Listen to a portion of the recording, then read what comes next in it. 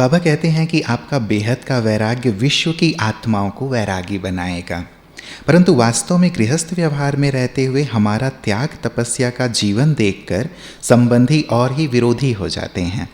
तो विश्व की बात तो बाद में है, पहले हम उन्हें अपना सहयोगी कैसे बनाएं, वैराग्य वृत्ति में रहते हुए अपने संबंधों में मधुरता कैसे बनाएं, किस हद तक अपनी जिम्मेवारी पूरा करें। देखिए, ये बहुत प्रैक्टिकल क्वेश्चन आ गया। ये जो पहला प्रश्न, इसका जो पहला पार्ट है जी, हमारी वैराग वृत्ति से संसार में वैराग आएगा। आजकल संसार में क्या है, आसक्तियाँ बढ़ती ही जा रही हैं और हम एक एक आत्मा महान आत्माएं हैं। मैं कहूँ एक एक इष्ट देव देवी है, पूर्वज है, तो हमसे जो रिलेटेड आत्माएं हैं हमारे वैराग का इफेक्ट उन पर आएगा। जरूरी नहीं हमारे संबंधी हमसे रिलेटेड हों, ये तो वर्तमान हमारे रिलेटिव हैं। वो रिलेशनशिप जो युगों युगों का है, ये उसकी बात करते हैं। फिर हमारे वैराग से, क्योंकि हमारी तपस्या बहुत अच्छी चलेगी, इसलिए वैराग, उसका प्रभाव तपस्या का दूसरों पर आएगा। रही बात व्यवहार की, वैराग का अर्थ, जैसे अब गृहस्थी लोग हैं, उन्हें फंक्शंस में जाना है, बच्चों के जन्मदिन पर जाना है, शादियों में भी हिस्सा लेना है। अभी कोई बहन है, मैरिड है, अब उसके भाई की शादी हो रही, वो कहे मैं तो वैरागी हूँ, मैं तो नहीं आऊँगी, तो काम नहीं चलेगा जी।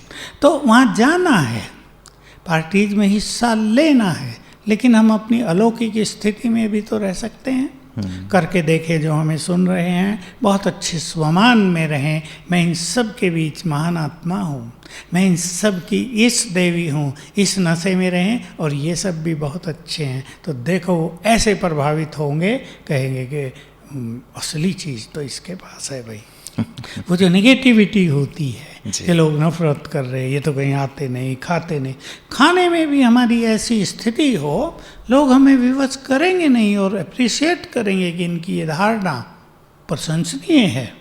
हमने देखी ये बात जी।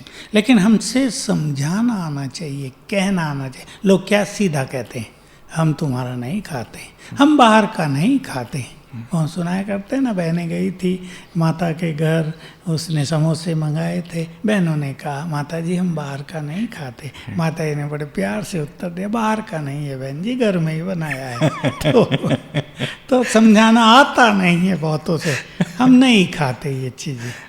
अगर हम ठीक से समझाना सीख जाएं तो, क्योंकि ये हमारी सर्वश्रेष्ठ धारणा, ये देवतुल्य धारणा है जी। इसका प्रभाव लोगों पर न पड़े ये नहीं हो सकता है। लेकिन यही सबसे ज़्यादा कठिनाई आती है लोगों को कि हम नहीं खाते, तो ये जो संबंधों में मधुरता वाली बात है वो खत्म होती है। यही वो मैंने यही बताया कि उनको समझाना नहीं आता जी। और पार्टी हो रही है तो उसमें से ऐसी कुछ चीज़ें ले लेनी चाहिए जो हम खा सकते हैं, जो मशीन मेड हैं, अनटच्ड हैं।